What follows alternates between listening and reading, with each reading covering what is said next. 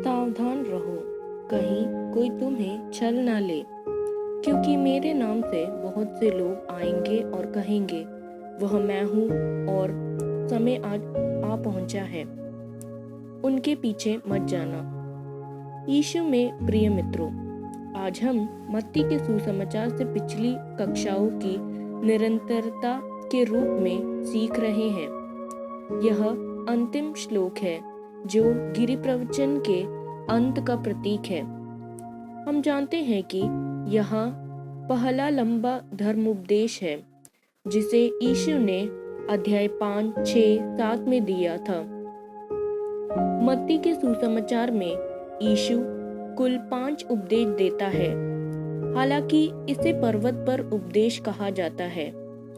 यीशु सिखाते हैं कि यह एक उपदेश से अधिक एक अंतर्दृष्टि है। यहाँ इस पहाड़ी उपदेश में सब कुछ सिखाने के बाद यीशु कहते हैं, झूठे भविष्यवक्ता तुम्हारे बीच आएंगे जो मेरे द्वारा कही गई हर बात को गलत तरीके से प्रस्तुत करते हैं। पद 15 कहता है, झूठे भविष्यवक्ताओं से बचो, वे तुम्हारे पास सरल भेड़ों के रूप में आते हैं, किंतु भीतर से वे खूंखार भेड़िया होते हैं। हम जानते हैं कि इस झुंड से भेड़ों को पकड़ने के लिए आने वाले भेड़ियों को अक्सर उनके शरीर के आकार और भेड़ों के रंग की समानता के आधार पर उनकी पहचान करना मुश्किल होता है। चर्च समुदाय में भी इसी तरह की समस्या उत्पन्न हो सकती है। यहाँ जो कहा जा रहा है वह चर्च के बाहर से नहीं है, बल्कि जो विश्वास को स्वीकार करते हैं और मसीह के शिष्यों के रूप में जीते हैं।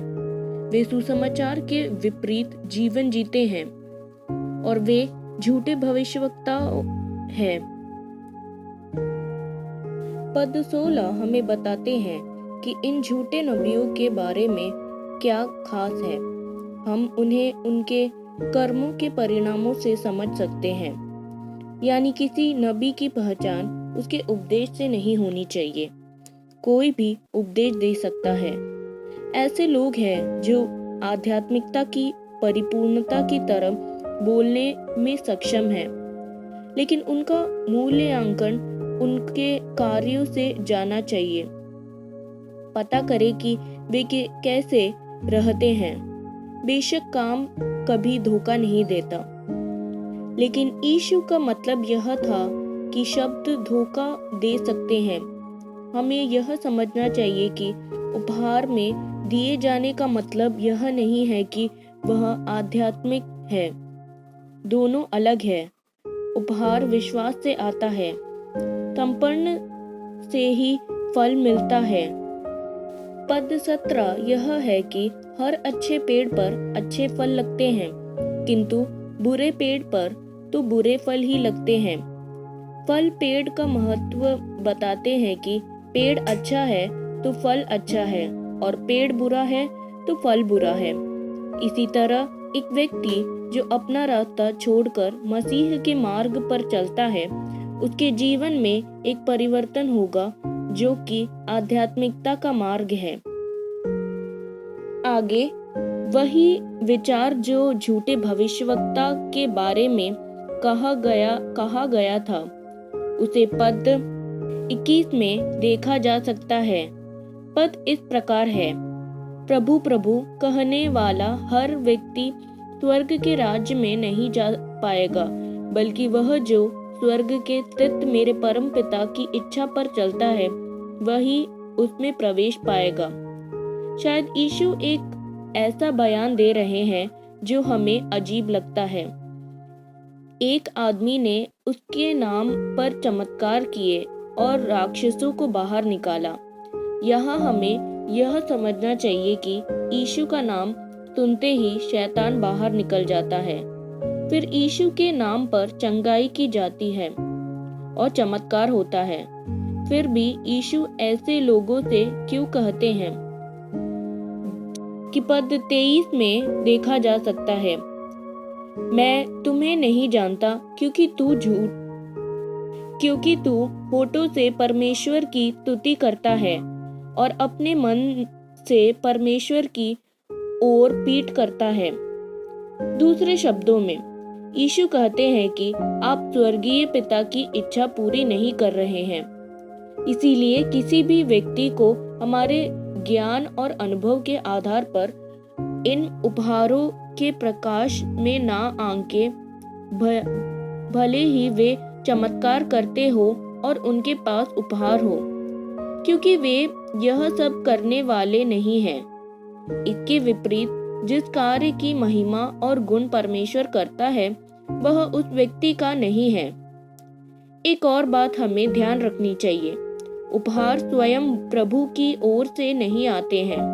अर्थात यदि आप एक बार प्रभु से उपहार प्राप्त करते हैं लेकिन यह लंबे समय के बाद फल नहीं देता है तो वचन खो सकता है यदि वह जीवित नहीं है। इस प्रकार एक शब्द है अनुग्रह बदलना। इस प्रकार एक शब्द है। दूसरे शब्दों में यह उपहार पवित्र आत्मा से आता है। इसलिए यदि हम उस उपहार के अनुसार जीते हैं, यदि हम उस मार्ग पर चलते हैं जो पवित्र आत्मा के अनुसार नहीं है, तो इस उपहार की जड़ अशुद्ध होगी। इसलिए अनुग्रह बदल जाएगा और स्रोत बदल जाएगा। यहोवा दिन के अंत में बहुत कठोरता से बोल रहे हैं, हे अधर्म के कार्यकर्ताओं, मेरे पास से चले जाओ। पद 24 कहता है, जो कोई भी मेरे इन शब्दों को सुनता है और इन पर चलता है, उसकी तुलना उस बुद्धिमान मनुष्य से होगी जिसने अपने मकान चट्टान पर बनाया। यहाँ हमें बहुत सावधान रहना है। यह मेरा शब्द जो प्रभु कह रहे हैं वह कौन सा है? यह अध्याय 5 से अध्याय 7 तक का है। ये वचन हमें सिखाते हैं, अपने शत्रुओं से भी प्यार करो, जो तुम्हें यातनाएं देते हैं उनके लिए भी प्रार्थना करो। फिर पद 25 में यह कहा है, वर्षा हुई, बाढ़ आई, आंधियां चली और यह सब उस मकान से टकराए, पर वह गिरा नहीं, क्योंकि उसकी नींव चट्टान पर रखी गई थी। यानी ऐसे जीवन नहीं गिरते। कितनी भी मुसीबतें आए, झुके नहीं। इसलिए हमें भी अपने आप को वचन पर आधारित करना चाहिए। इसके अलावा हम कहते हैं कि जब मैंने प्रार्थना किया, मैं थोड़ा रोया, तो मैं कल से भक्त हूँ। नहीं, आपको बाइबल पढ़नी चाहिए और उसके अनुसार जीना चाहिए। तब हम पवित्र बनेंगे, उसके बाद ही आध्यात्मिक बनेंगे। तब यहोवा पद 26 में कहता है, किंतु वह जो मेरे शब्दों को सुनता है पर उन पर आचरण नहीं करता, उस मूर्ख मनुष्य के समान है जिसने अपना घर रेत पर बनाया। यह रेत क्या है? भावना।